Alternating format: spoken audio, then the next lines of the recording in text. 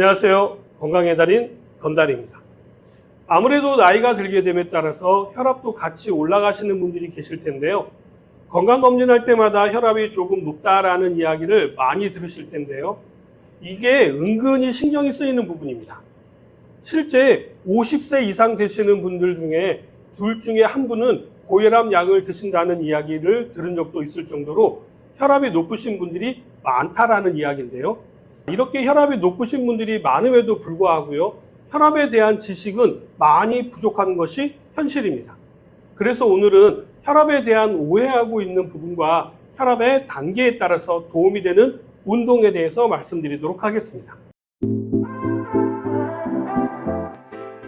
혈압은요, 항상 같을 수는 없습니다. 잠잘 때 다르고, 일어날 때 다르고, 말할 때 다르고, 운동할 때 다르고, 기쁘거나 슬프거나 공포감 같은 감정에 따라서도 다 달라질 수 있는 게 혈압입니다. 이러다 보니까 집에서 재면 낮게 나오는데요. 병원에만 가면 혈압이 높게 나오는 경우가 발생하게 되는 것이죠. 그렇기 때문에 혈압은요, 병원에서 잰 것이 정확한 본인의 혈압인 게 아니고요. 같은 시간, 같은 조건과 환경에서 혈압을 재는 것이 본인의 혈압인 것입니다. 그래서 혈압은요, 같은 시간대에 재면 되기는 합니다만 환경이 달라질 수가 있기 때문에 자고 일어나서 10분 정도 의자에 앉아서 마음을 정리한 다음에 혈압을 재실 것을 추천드립니다. 이때 주의하셔야 될 것은요, 물을 드신다거나 가벼운 스트레칭을 하시는 것은 피하셔야 합니다. 이러한 것들도 모두 혈압에 영향을 미치는 요소가 될 수 있기 때문입니다. 이렇게 안정을 취하고 나서 혈압을 재게 되면 되는데요. 한 번만 재는 것이 아니라 3번 이상 잰 것을 평균을 내시게 되면 됩니다. 그 중에서도요, 한 번 정도가 유독이 높게 나왔다든지 반대로 너무 낮게 나왔다고 한다면요, 그것은 제외하고 평균을 내시면 됩니다. 다음으로 오해가 많은 부분은요, 혈압약에 대한 오해인데요. 혈압약을 드신다고 해서 고혈압이 치료가 되는 것은 아닙니다. 혈압약은요, 현재 높아져 있는 혈압을 낮추는 작용만 하기 때문에요, 약을 안 드시면 다시 혈압은 높아질 수가 있습니다. 근본적으로 그 원인이 해결되지 않았기 때문인데요. 그렇기 때문에 혈압약을 드신다고 해서 고혈압이 치료가 되는 것은 아니죠. 그리고 혈압약은 한 번 먹으면 죽을 때까지 먹어야 한다라고 알고 계시지만요. 이것도 잘못 알려져 있는 사실입니다. 혈압약은 높아진 혈압을 낮추는 작용을 하기 때문에요. 혈압이 높지 않다라고 한다면 약을 복용해야 할 이유가 없어지게 되는 것입니다. 그러나 혈압이 다시 높아지게 되면은요, 그때는 혈압약을 다시 드셔야겠죠. 다만 이것은요, 본인이 임의로 정하시면 안 되고요, 약을 처방받은 곳에 가셔서 상담을 통해서 결정하시면 됩니다.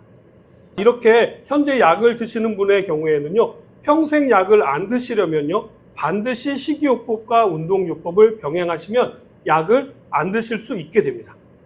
다음으로 알아두시면 도움이 되는 혈압 수치인데요. 이 수치에 대해서도 오해가 있는데요. 혈압은 수시로 변한다라고 말씀드렸잖아요. 그런데 너무 120에 80만을 고집하시는 분들이 계십니다. 운동을 했는데 120에 80이 나왔다면 이건 비정상인 것입니다. 그리고 120에 80이 정답이 아니라 평균값이라는 것입니다. 그렇기 때문에 사람에 따라서, 환경에 따라서 똑같은 사람이라고 하더라도 몸의 컨디션에 따라서 약간의 차이가 나타날 수 있습니다.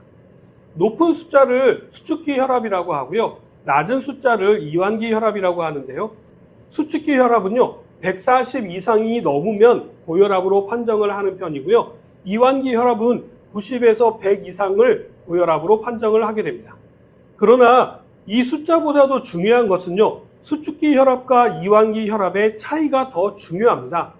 차이가 많이 나면 많이 날수록 건강에는 더 위험한 신호가 될 수가 있다는 것이죠.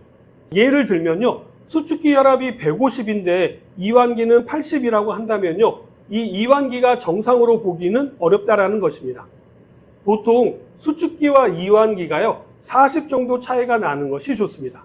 그렇기 때문에 100에 88도 정상은 아니라는 의미입니다. 그리고 운동하면 혈압이 떨어진다라는 이야기를 많이 들어보셨을 겁니다. 그러나 운동을 시작한 지 얼마 되지 않았다면요, 오히려 혈압이 높아지기도 합니다. 이건 운동을 통해서요, 혈관이 이완되어야 하기 때문인데요. 그렇게 되기까지는 시간이 어느 정도 소요될 수가 있습니다. 이렇게 운동을 시작하게 되었다면요, 너무 무리되지 않는 한도 내에서 꾸준히 하시는 것이 중요합니다. 혈압에 운동이 좋다라고 하지만 어떤 운동이 어떤 분에게 어떻게 좋은지에 대한 언급은 별로 많이 알려져 있지 않습니다. 그래서 오늘 제가 고혈압 단계에 따른 추천 운동을 소개해 드리려고 하는데요. 유럽 예방 심장학 저널에 실린 개인의 혈압 수치에 따라 혈압을 낮추는데 가장 효과적인 운동이 무엇인지 분석한 내용의 연구의 논문을 소개해 드리려고 하는데요. 연구팀은 이번에 나온 권고사항의 목표는요, 주로 혈압을 낮추는 데 있다라고 소개하면서요, 궁극적으로 혈압을 낮춰서 심장마비라든지 뇌졸중, 심혈관 질환으로 인한 사망 위험을 줄이는 데 있다라고 설명했습니다. 이 연구에서는요, 혈압 수치를 바탕으로 고혈압, 고혈압 전 단계, 정상혈압 등 세 그룹으로 나누어서 각 그룹에 속하는 사람들이 혈압 수치를 낮추는데 어떤 운동이 가장 효과가 있었는지를 확인했었는데요. 고혈압이 있으신 분들은 유산소 운동이 가장 효과적이라고 소개를 하면서 걷기라든지 달리기, 자전거 타기, 수영 등이 여기에 적합하다라고 이야기했습니다. 이렇게 운동을 하게 되면 혈압을 내리는 효과가 약을 복용한 것과 비슷하거나 오히려 더 높은 것으로 나타났다고 합니다. 다음은 고혈압 전 단계인데요. 혈압 수치가 130에서 85 이상을 이야기하는데요. 이런 분들에게는 동적 저항 운동이 가장 효과적인 것으로 나타났습니다. 동적 저항 운동이라고 하는 것은요, 큰 근육 6개 이상을 사용하는 근력 운동을 이야기하는데요. 골격근을 수축시켜서 움직임을 만들어내는 운동으로요, 주로 무산소 운동을 이야기하는 것입니다. 대표적인 것으로요, 중량 운동이라든지 스쿼트나 팔굽혀펴기 등이 여기에 속합니다. 혈압이 걱정되시는 분들에게 도움이 되는 운동이 될 수 있겠죠. 혈압이 정상적인 분들은 혈압 관리를 위해서 어떤 운동을 하면 될까요?